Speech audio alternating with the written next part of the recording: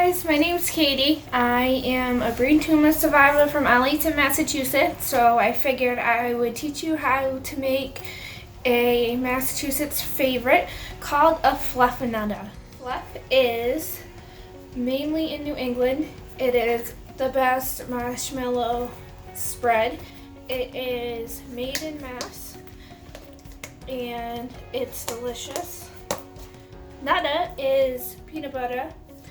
This is gluten-free Teddy peanut butter, which is also made in Mass, because why not?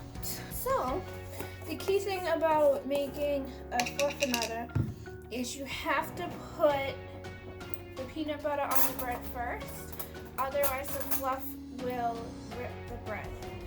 So, like I said, peanut butter first.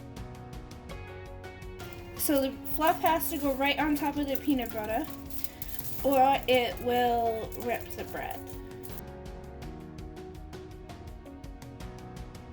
And that's bomb diggity. So I just used the tin foil and wrapped it up, and that's my lunch.